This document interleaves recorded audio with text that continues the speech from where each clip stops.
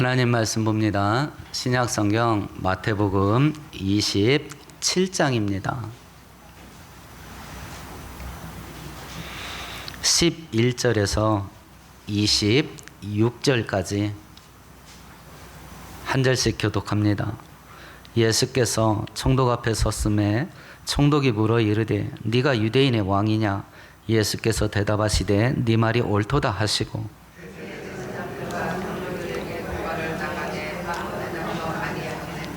이에 빌라도가 이르되 그들이 너를 쳐서 얼마나 많은 것으로 증언하는지 듣지 못하느냐 하되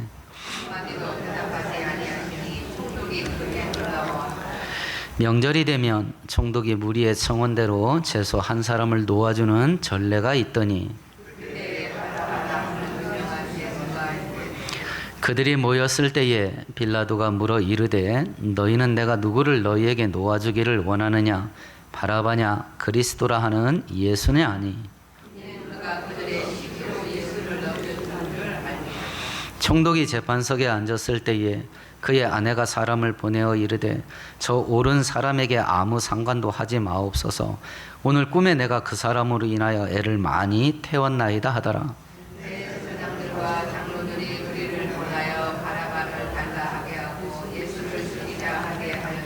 총독이 대답하여 이르되 둘 중에 누구를 너에게 놓아주기를 원하느냐? 이르되 바라바로소이다.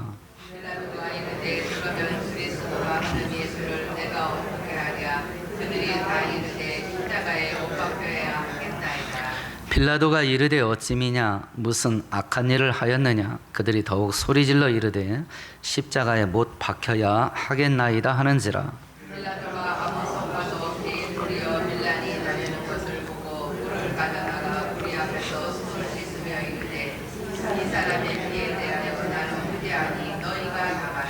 백성이 다 대답하여 이르되 그 피를 우리와 우리 자손에게 돌릴지어다 하거늘.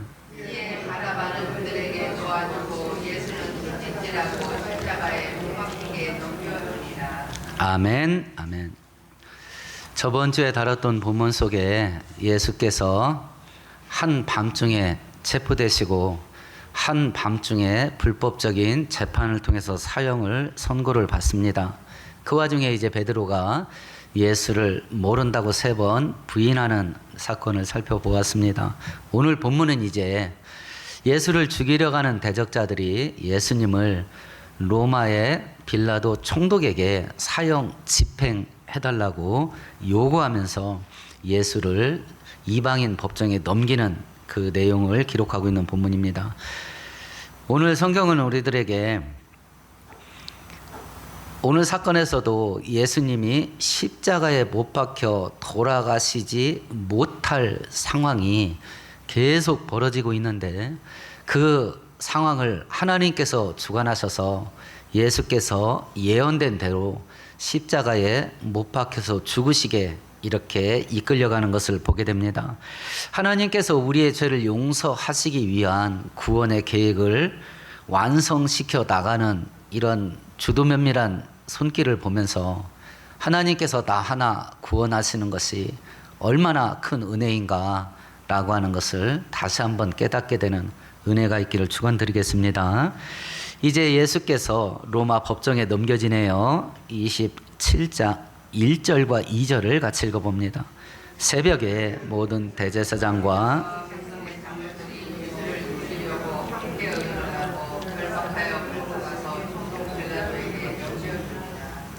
예수님에게 사형을 선고했던 기관이 사내드린 공회라고 하는 일종의 우리나라의 국회 역할을 하는 기관인데요.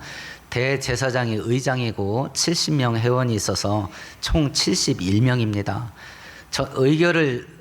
어떤 결정을 의결하는데 정족수는 23명 이상만 참석하면 됐고요. 한밤중에 이 23명 이상은 참여를 했던 것 같습니다. 그 한밤중에 사형이 선고되는데 전부 불법입니다. 왜냐하면 사내들인 공회 운영법을 보면 재판이 진행될 때는 낮에만 하게 되어 있습니다. 재판이 진행되다가 해가 지게 되면 재판을 멈추어야 됩니다. 재판이 완료돼서 선고가 진행되면 무죄 판결은 당일날 합니다. 그러나 유죄 판결일 때는 다음 날 해야 됩니다. 그 사이에 재판을 뒤집을 만한 다른 변수가 나올 수 있는 여지를 주기 위해서 다음날 선고를 해야 됩니다. 근데 예수님은 한밤중에 체포되고 한밤중에 재판받습니다. 그리고 그 한밤중에 사형 선고를 받게 됩니다. 그러면 유대인들이 자기가 사형 선고를 내렸으면 자기들이 예수를 죽이면 되는데 왜 빌라도에게 찾아가냐라고 하는 겁니다. 로마 제국은 유대인들에게 많은 자치권을 부여를 했습니다만 재판권도 사내들인 공회에 넘겨졌습니다. 그런데 사형 수에 관해서는 사형 집행권은 로마 법정에게 제한시켰습니다. 그래서 사내들인 공회가 예수님을 사형 선고 내렸지만 사형을 집행할 권리는 없습니다. 그래서 예수께서 로마 법정에게 넘겨지게 된 것이요. 이때 당시는 빌라도가 총독이었는데 로마 6대 총독이었습니다. 서기 26년에 부임을 해서 36년까지 10년 동안 부임을 한 걸로 역사에 기록되어 있고요. 당시의 기록들을 보면 이 빌라도 성격이 굉장히 악한 사람으로 기록되어 있습니다. 유대인들을 아주 짐승 취급하듯이 멸시를 했고요. 성전 헌금을 약탈하기도 합니다. 그래서 이 재임 기간에 폭동이 일어나기도 했는데 로마 군단을 동원을 해서 잔인한 학살글을 벌이기도 했다고 그럽니다. 특별히 누가복음 13장 1절에 이런 구절이 있습니다. 그때 마침 두어 사람이 와서 빌라도가 어떤 갈릴리 사람들의 피를 저희들의 제물에 섞은 일로 예수께 고하더라, 이렇게 되어 있습니다. 유대인들을 죽여서 사람의 피를 하나님의 성전에 가지고 가서 하나님 앞에 제사 드리는 제물 위에다 부어버린 거예요. 그러니까 유대인들을 개돼지 취급하는 건 둘째치고 하나님을 얼마나 업신여기면 하나님 앞에 제사 드리는 제물에다 사람의 피를 갖다 부었겠어요. 이런 성향의 사람에게 지금 예수를 넘긴 겁니다. 유대인 종교 지도자들이. 그런데 언제 넘기냐면 오늘 1절에 보니까 새벽에 넘겼다, 이렇게 되어 있습니다. 오늘은 6월절입니다. 6월절은 저녁 6시부터 시작됩니다. 그래서 유대인들이 6월절이 시작되는 저녁 6시 이전에 예수님을 처단하려고 새벽에 예수님을 끌고 총독의 재판정으로 끌고 가게 된 것이요. 이래서 이제 빌라도가 새벽에 이제 재판을 시작을 하는 겁니다. 이제 신문을 합니다. 첫 번째 어떻게 신문을 하냐면 11절을 같이 읽어봅니다. 예수께서 총독 앞에 섰음에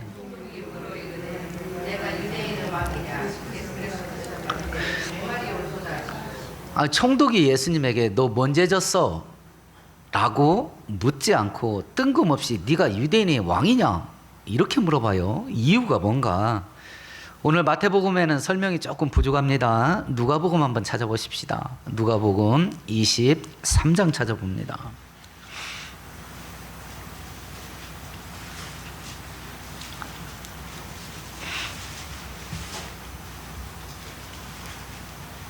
이 절 같이 읽습니다. 고발하여 이르되 우리가 이 사람을 보매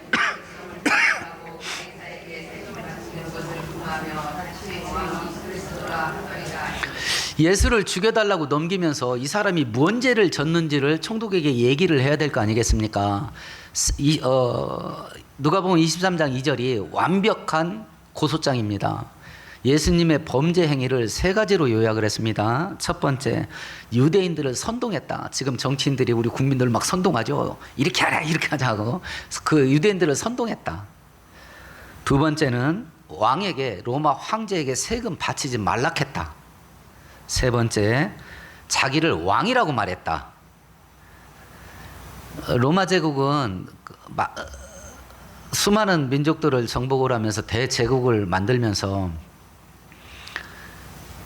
굉장히 포용력 있는 정책을 펼칩니다. 웬만한 건 자유를 주었습니다. 웬만한 건 자유를 주었는데 그래서 로마 제국이 1000년 이상 유지될 수 있었던 것이 그 포용력 때문이기도 했는데요. 절대로 살려주지 않은 죄가 있어요. 지금 예수님께 말한 이 세 가지입니다. 백성들을 선동하거나 반란을 일으키거나 세금을 내지 않거나, 이건 사형이에요. 근데 이 세 가지를 다 엮어가지고 예수님이 이죄를 범했다고 빌라도 총독에게 고발을 한 겁니다. 시간을 저번 주로 돌려볼까요? 예수님에게 사형을 선고한 이유가 뭐였어요? 자기들 법정에서 이거 죽여야 돼 하고 사형 선고를 내렸잖아요. 이유가 뭐였어요? 하나님을 아버지라 부른 것 때문에 사형 선고를 내렸어요. 그건 일반 형법이에요, 종교법이에요? 종교법입니다. 종교법을 가지고 하나님을 아버지라 불렀다 해서 제3계명 하나님의 이름을 망령되이 일컬었다라는 범죄 행위로 예수님에게 사형 선고를 내렸습니다. 근데 이게요, 예수님을 데리고 로마 법정으로 가는 그 사이에 죄가 바뀌어. 사형을 내릴 때는 종교법으로 사형을 내려놓고 빌라도 총독에 넘길 때는 정치범으로 넘겨버렸어요. 이유가 뭘까요? 아까도 이야기했지만 로마 제국은 수많은 민족들을 병탄을 하면서 통합을 하면서 두 가지는 완전 자유를 줬습니다. 첫 번째는 종교, 두 번째는 풍습. 이건 니네 마음대로 해라. 그러니까 로마 제국이 1000년 넘게 진행됐던 거거든요. 이 두 가지는 완전 자유를 줬습니다. 그러니까 이 유대인 종교 지도자들도 알아. 종교법으로 사형을 선고했지만 이게 로마 법정으로 갈 때는 재판 건수 자체가 안 돼. 종교 문제라서. 그런데 이걸 빌라도가 딱 알아봤거든요. 그래서 로마서 18장 31절에 보면 빌라도가 이르되 너희가 그를 데려다가 너희 법대로 재판하라. 유대인들이 이르되 우리들에게는 사람을 죽이는 권한이 없나이다. 빌라도가 딱 봤어요. 이게 종교 문제구나 이것들. 종교와 풍습에 관한 것은 100% 자유입니다. 이건 재판 건수 자체가 안 돼. 그래서 빌라도가 재판 자체를 열려고 하지를 않았어요. 종교 문제라는 걸 꿰뚫어 봤거든요. 니네 법대로 해라. 니네 법대로. 종교 문제는 이건 재판 건수가 안 된다 하고 재판을 열려고 하지를 않았습니다. 그런데 거기다가 정치범으로 고발을 해버리니까 그 신문은 해야 될 거 아니에요. 신문은. 그래서 물어본 겁니다. 네가 왕이냐고. 네가 왕이냐고 물어본 겁니다. 근데 이야기를 계속 하다 보니까 이건 진짜 종교 문제야. 예수님이 말합니다. 내가 왕인데 내 나라는 이 땅에 속하지 않은 나라다. 만일 내 나라가 이 땅에 속했으면 나의 백성들이 나를 죽이려고 하지 않았을 거다. 내 나라는 하늘에 속한 나라다. 이렇게 말하니까 이거 빌라도가 딱 보니까 이건 종교 문제야. 그래서 오늘 본문에 빌라도가 예수님을 3번 석방하려고 그래요. 3번을. 그 첫 번째 시도가 15절에서 17절까지입니다. 같이 읽습니다. 명절이 되면 총독이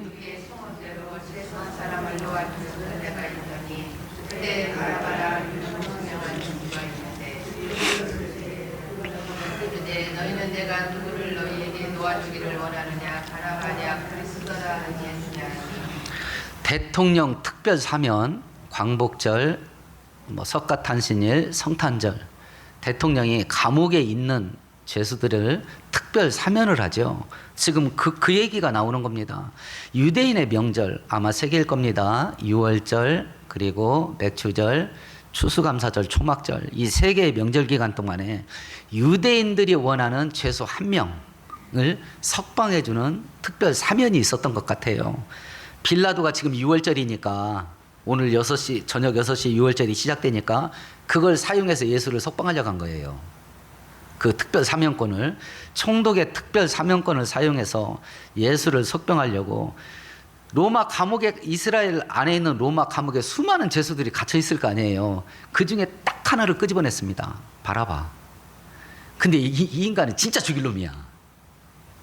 진짜 죽일 놈이야. 요즘식으로 말하면 연쇄살인에, 토막살인에, 성폭행범에 막 이런 거 다 똘똘머리 된 거. 살려둘 수가 없는 죄인. 그걸 한 사람을 딱 특정해서 뽑아냈습니다. 바라바. 모든 국민이 다 알아. 얼마나 나쁜 놈인지. 그 바라바를 뽑아놓고 예수하고 양자택일을 시킨 거예요. 둘 중에 누구 풀어줄까? 이렇게 물어본 겁니다. 그럼 이걸 물어봤을 때 빌라도는 어떤 생각을 하고 이걸 물어봤을 것 같아요? 설마 저놈 살려달라고 할까 하는 악당을 뽑아놓은 거예요. 설마 저놈을 놓아달라고 할까? 저렇게 나쁜 놈을. 마땅히 죽어야 될 사형수하고 예수하고 딱 세워놓고 양자택일을 시킨 겁니다. 그래놓고 예수를 석방할 수 있게 그렇게 빌라도가 이야기를 한 것이요. 둘 중에 누구를 원하냐라고 했을 때 백성들이 뭐라고 말했냐면, 우리 20절 같이 읽어볼까요? 대제사장들과 장로들이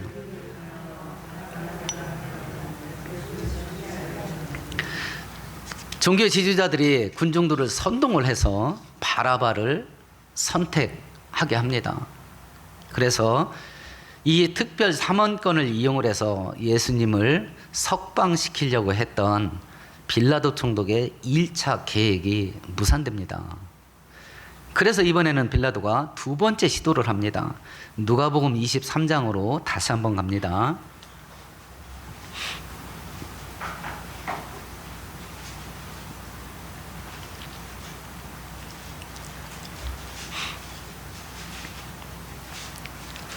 (15절과) (16절을) 같이 읽습니다. 헤롯이 또한 그렇게 하여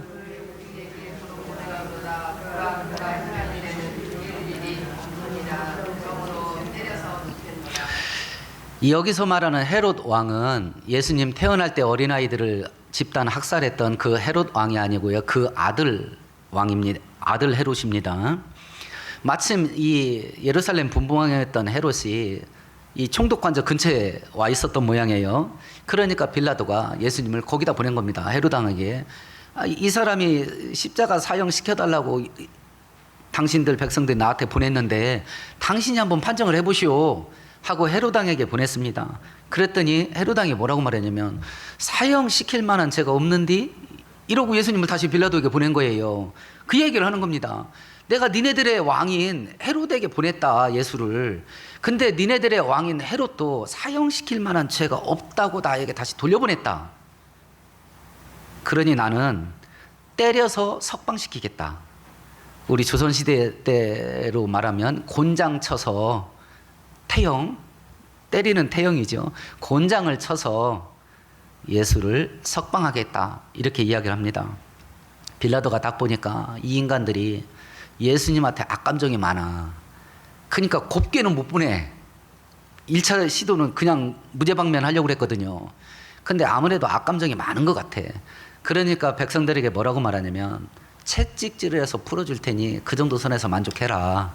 죽일 죄는 아니다. 근데 너희들이 이 예수를 미워하는 것 같은데, 그래, 그러면 서로 타협을 하자.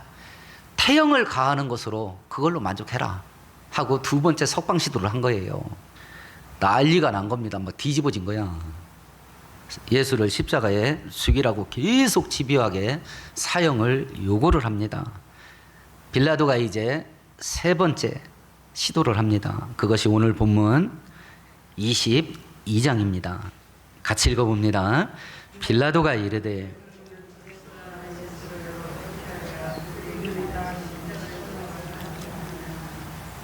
빌라도가 군중에게 물어봅니다. 그러면 나보고 내가 예수를 어떻게 하면 좋겠냐라고 물어봤습니다. 이 물어보는 의도는 지금 우리 정치인들이 하는 갈라치기예요. 한쪽을 편들어서 내가 편든 그쪽이 저쪽을 공격하게 만드는. 사람들이 많이 모였습니다. 빌라도가 생각하는 겁니다. 이 중에는 누군가가 예수에 대해서 호의적인 생각을 갖고 있는 사람들이 있겠지. 그럼 내가 예수를 어떻게 할까 물어보면, 일부는 죽이라고 말하겠고 일부는 아니다, 살려야 된다라고 예수님에 대해서 호의를 갖고 있는 사람들의 호응을 끌어내려고 내가 예수를 그럼 어떻게 하면 좋겠냐. 모릅니까? 지금 계속 십자가에 죽이라고 그러는데. 뻔히 아는데 왜 물어보냐. 대다수의 사람들이 큰 소리로 예수를 죽이러 가니까 예수님에 대해서 호의를 갖고 있는 사람들이 혹여 목소리를 내지 않고 있을 수도 있으니까 자기가 공개적으로 물어본 거예요. 그러면 내가 예수를 어떻게 할까? 그러면 숨죽이고 있던 예수님에 대한 호의를 갖고 있던 사람들이 자기 소리를 내게, 이렇게 해서 예수를 석방시키려고 3차 시도를 합니다. 이제 분위기가 더 험악해집니다. 그래서 결국은 빌라도가 십자가 사형 집행하도록 허가를 합니다. 그런데 이렇게 허가했던 결정적인 이유가 뭐냐면 오늘 본문 24절입니다. 같이 읽어봅니다. 빌라도가 아무 성과도 없이 밀란이 나려는 것을 보고 불을 가져다가 그리 앞에서 술을 씻으며 이르되 이 사람의 피에 대하여 나는 주례하니 너희가 나가라. 예수님이 죄가 없다는 걸 뻔히 알고 있습니다. 그리고 본인도 3차례에 걸쳐서 예수를 석방하려고 노력도 했습니다. 그랬던 빌라도가 예수님의 십자가 처형을 허가한 결정적인 이유가 뭐냐? 밀란, 폭동, 혁명 이런 게 일어날 정도로 분위기가 험악해진 거예요. 이런 거 일어날 정도로 뭐 태극기 집회 이런 거 생각하시면 되겠습니다. 촛불 집회 같은 거 뭐 이런 분위기로 막 번지는 거예요. 그럴 위험 때문에 빌라도가 허락을 했다 이렇게 되어 있습니다. 밀란이 일어나면 빌라도에게 어떤 피해가 있기에 그걸 겪지 않으려고 예수를 사형시키도록 허락을 했을까요? 빌라도는 로마 제국의 최고위급 공무원입니다. 그래서 자기가 이스라엘 지역을 통치를 하는 총독으로 파견이 됐는데 자기 공무원 실적이 있어야 되잖아요. 근무 성적이 있을 거 아니에요. 그곳이 평안하고 잘 다스려지고 그리고 발전을 하고 로마 제국에 세금 또박또박 내고 충성심을 보이고 자기가 다스리는 영역이 그런 식으로 움직여져야 근무 평가가 올라갈 것이고 그래야 자기가 출세하고 성공할 거 아니겠습니까? 근데 맨날 데모나 일어나고 맨날 파업이나 일어나고 세금도 안 내고 그리고 폭동이나 일으키고 이러면 로마 황제가 볼 때 야, 너 뭐 하는 거냐? 그 근무 성적이 낮아지게 될 것이고 그러면 자기의 성공과 출세의 길이 막히게 될 겁니다. 그것 때문에 허락한 겁니다. 자, 그러면 빌라도의 이런 태도하고 나하고 비교해 보는 겁니다. 나에게 손해되는 길이 있고 나에게 불편하거나 피해를 끼치는 일이 있을 겁니다. 내가 하고 싶은 일이 있겠고 내가 하고 싶지 않은 일이 있겠습니다. 내가 하고 싶은 일을 해야 되는데 그러려면 하나님이 기뻐하는 일을 포기해야 됩니다.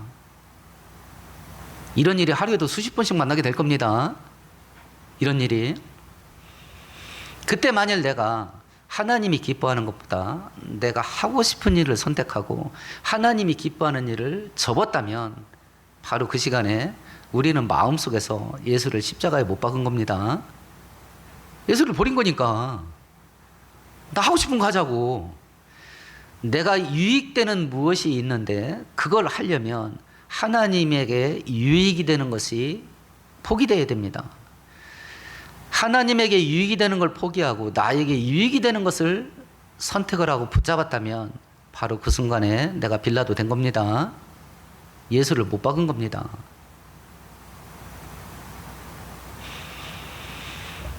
이런 일들을 우리에도 하루에도 여러 번씩 만나게 될 겁니다. 이 선택의 문제. 오늘도 주일학교 설교 본문이 오늘하고 같은 내용이어서 아이들에게 물어봤습니다. 컴퓨터하고 스마트폰하고 틈틈이 5분, 10분씩 쪼물락거릴 텐데 하루 사용하는 기간을 쫙 모아봐라. 얼마나 되냐? 작은 애는 2시간, 많은 애는 4시간. 우리 한국 평균하고 똑 떨어져요. 평균 4시간입니다. 거기다 텔레비전까지 붙이면 6시간 돼요. 어마무시하죠. 공무원 근무 시간에 육박해. 하루 8시간 근무 시간에 육박한다니까요. 텔레비 보고 스마트폰 만지고 컴퓨터 만지는 시간이. 그래, 그 시간에 너희들이 성경을 읽지 않고 그걸 만진 거야. 그 시간에 기도하지 않고 그걸 만진 거야. 너희들이 하고 싶은 걸 선택하고 하나님이 기뻐하는 것을 버린 거지. 그러면 그 시간에 너는 빌라도 된 거야. 이런 일들을 하루에도 수십 번씩 만난다. 너희들 때 하나님이 기뻐하는 걸 먼저 한다. 내 인생 속에서는 무엇보다도 하나님이 1번이다 라고 하는 것을 생활 속에서 연습하고 훈련하지 않으면 매 순간 빌라도가 했던 걸 그대로 반복한다. 그러면 그 작고 사소한 일 때문에 적어도 너의 마음속에서 너는 예수를 십자가에 못 박은 거와 똑같은 결정을 한 거야. 우리는 어떻습니까? 우리의 마음의 중심에 하나님이 계십니까? 우리의 마음의 중심에, 우리의 마음의 중심에 하나님이 있다면 하나님이 내 마음의 중심이 있다는 것이 생활 속에서 드러날 겁니다. 말을 해도 하나님에 관한 말이 중심을 잃을 것이고, 말을 해도 부동산에 관심 있는 사람은 말만 하면 부동산 얘기할 겁니다. 아파트에 관심 있는 사람은 말만 하면 아파트 얘기할 겁니다. 주식에 관심 있는 사람은 말만 하면 주식 얘기할 겁니다. 취미생활에 관심 있는 사람은 말만 하면 취미생활을 얘기할 겁니다. 말만 하면. 맛있는 음식 찾는 것이 관심 있는 사람은 말만 하면 먹방 얘기할 겁니다. 여러분은 말만 하면 어떤 얘기가 나오십니까? 말만 하면. 바로 이것 때문에 빌라도가 예수님이 죄가 없다는 걸 알고도 사형을 선고를 했던 겁니다. 이런 일들이 진행되는 와중 속에 예수 그리스도가 십자가에 못 박혀 죽어야 된다는 하나님의 계획이 집요하게 그쪽으로 상황이 몰려가요. 지금 벌어지는 건 예수님이 십자가에 못 박히지 않을 환경 쪽으로 계속 갑니다. 결정권을 가진 총독이 3번이나 예수를 살리려고 했으니까요. 첫 번째는 로마 제국이 정책적으로 십자가 형벌을 사형 방법으로 도입을 합니다. 원래 십자가 처형 방법은 로마 것이 아니에요. 아스르와 페니키아 지역에서 있었던 동방 국가들의 사형 방법입니다. 그런데 로마 제국이 그쪽 지역을 정복을 하면서 이 제도를 우리도 써야 되겠다 하고 십자가 사형을 사형 방법으로 채용을 했는데, 그때가 언제냐면 1세기 말이에요. 예수님 태어나기 직전입니다. 묘하지 시간이. 예수님 태어나기 직전에 십자가 사형 방법이 로마의 공식 사형법으로 채택이 돼요. 예수님 태어나기 전에. 로마서 3장에 이런 구절이, 요한복음 3장에 이런 구절이 있습니다. 구리뱀이 광야에서 모세의 손에 높이 들렸던 것처럼 사람의 아들도 높이 들려야 된다. 장대에 매달려야 된답니다. 나무에 매달려야 된대요. 예수가. 베드로전서 2장에는 이런 구절이 있습니다. 그는 우리의 죄를 자기 몸에 몸소 지고서 나무에 매달리셨습니다. 그것은 우리가 죄에는 죽고 의에는 살게 하시려는 것이었습니다. 이렇게 되어 있습니다. 구원자 되신 예수는 나무에 매달려서 죽어야 됩니다. 그 십자가 신학이라는 십자가 사건에 대한 연구 분야가 있습니다. 저도 대여섯 권 가지고 있습니다. 두께가 이렇습니다. 십자가 의미가 뭐냐? 왜 예수는 십자가에 죽어야 되냐? 막 책이 두께가 이래. 근데 제가 이스라엘에 가서, 성지순례를 가서 예수 믿는 기독교인들하고 식사를 한번 같이 한 적이 있어요. 여행 코스가 있어서. 제가 그때 깜짝 놀랐습니다. 우리들은 십자가 사건에 대해서 막 이런 책 몇 권씩을 읽어야 되는데, 범죄가, 타락이 나무에서 벌어졌기 때문에 죄를 해소하는 일도 나무에서 일어나야 됩니다. 이러더라고. 그냥 한 줄로 딱 정리해버리더라고. 범죄가 나무에서 벌어졌기 때문에 죄를 없애는 일도 나무에서 일어나야 된대. 그래서 예수가 나무에 매달려 죽는 거라고 그러더라고. 야, 대박이다. 십자가 사건의 이유를 한 줄로 쫙 요약을 하더라고. 유대인들은. 근데 로마 제국이 전 세계 엄청난 제국을 만든 이유 중에 하나가, 하나님이 로마가 제국이 되게 만든 이유 중에 하나가 십자가 사형 제도를 로마가 도입을 해서 예수님이 예언대로 나무에 매달려 죽게 하시는 거예요. 어떻게 보면 하나님의 큰 그림 속에 십자가 사형 제도는 작은 것일 수 있습니다. 그거 하나 이루어지게 하려고 거대한 제국이 형성되게 만들 수 있는 게 하나님의 능력이에요. 하나님께서 나 하나를 복되게 하실 계획을 이루시기 위해서라면 지구의 시스템 자체를 바꿀 수도 있습니다. 우리 돈 좋아하니까 돈 갖고 얘기합시다. 지금 돈 벌기 쉽지 않은 시대입니다. 그러나 하나님께서 우리들에게 물질 축복을 주기로 작정만 하신다면 하나님이 세계의 경제 흐름을 바꿔서라도 우리들에게 물질의 축복을 줄 수 있습니다. 그럼 왜 안 주냐? 정확한 이유는 우리들에게 일일이 설명 안 합니다. 그런데 마태복음 7장 11절로 우리가 해석을 한다면 너희가 악할지라도 네 자식들에게 좋은 것 줄 줄 알거든. 하물며 하늘에 계신 천부께서 그 자녀들에게 좋은 것 주지 않겠느냐. 가난한 것이 나에게 유익이 되기 때문이라는 걸 전 믿어요. 제가 100억이 생기면 뭘 할까 생각했을 때 제일 먼저 했던 게 목사 그만두는 것이었으니까 100억이 생기면 뭐 할까? 심장이 벌렁거리더라고. 제가 제일 먼저 생각한 게 빨리 목사 그만두고 이거부터 생각하더라고. 그래서 대부분의 목사를 하나님이 가난하게 하는구나. 돈 주면 도망가니까. 그래서 그때 딱 접었어요, 저도. 아버지 하나님이 모든 걸 다 줄 수 있는데 안 줄 때는 선한 이유 그 하나밖에 없어요. 이걸 믿음으로 받아들일 수 있어야 진짜 믿음입니다. 그러나 저도 죽을 때까지 돈 달라고 기도할 겁니다. 여러분도 하세요. 하나님은 아버지시니까. 그러나 계속 가난하게 죽게 하신다 하더라도 불만 하나도 없습니다.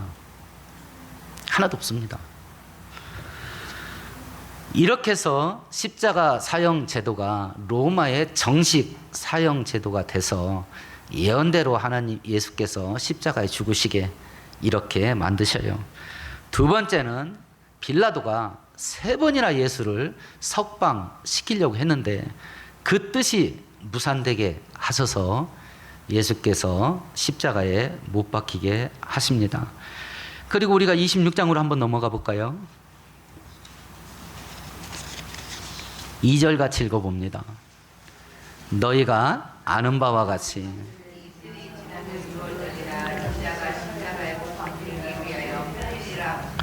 그래서 예수께서 예언대로 유월절 양으로 오신 예수께서 유월절 날 예언된 대로 나무에 매달려 죽게 됩니다. 그래서 어떤 일이 벌어지냐? 우리가 출애굽기에서 말한 대로 유월절 양이 죽으면 그 피를 의지하는 자들은 전부 죽지 않고 삽니다. 똑같습니다. 유월절 양 대신 예수 그리스도의 피가 나를 죽지 않고 살린다 라는 사실을 믿는 사람은 죽지 않고 삽니다. 역사 속에서 예수 그리스도의 죽음에 관련자들에 대한 형벌이 진행된 것이 있네요. 본디오 빌라도는 자기의 출세와 성공을 위해서 죄가 없다는 걸 뻔히 알고도 예수를 죽음에 넘기게 되는데 서기 36년에 빌라도는 유대 총독자리에서 해임됩니다. 그리고 프랑스 지역으로 귀향을 가요. 그리고 그곳에서 자살합니다. 예수 그리스도를 죽이는 일에 앞장섰던 유대인들입니다. 빌라도가 계속 예수를 살리려고 합니다. 그때 유대인들이 했던 말이 있습니다. 오늘 본문 25절입니다. 같이 읽어봅니다. 백성이 다 대답하여 가로되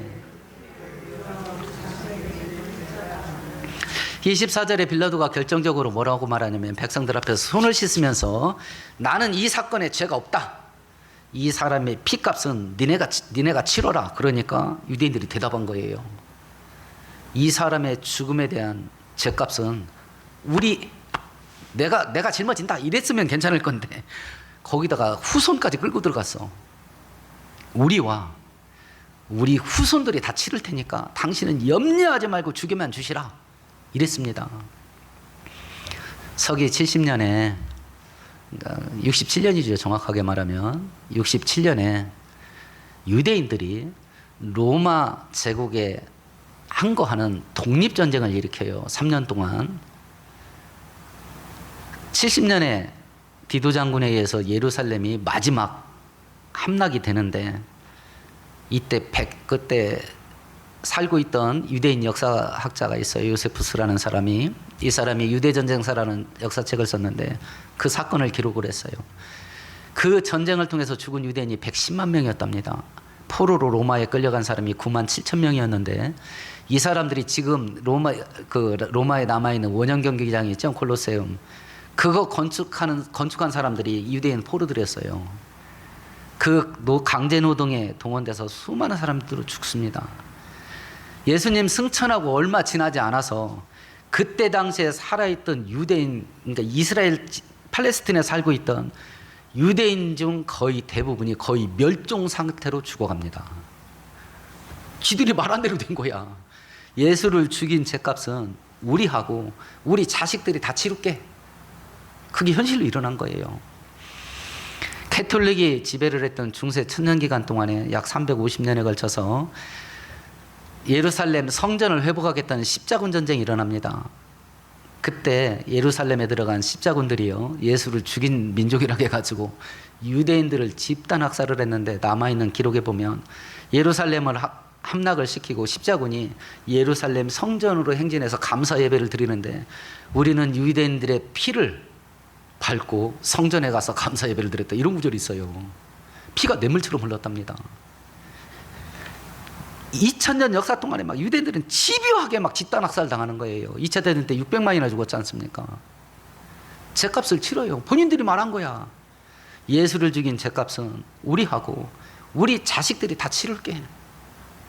그나마 유대인들을 향한 하나님의 아브라함의 언약이 살아있어서 살아남은 그 소수가 세계의 돈줄을 붙잡고 있기는 합니다만, 그 죄값을 다 치러요. 그 죄값을. 이걸로 우리가 생각해 보십시다. 일부는 하나님 앞에 죄 짓는 걸 통해서 하나님의 뜻이 이루어지게 하고 본인들은 심판받습니다.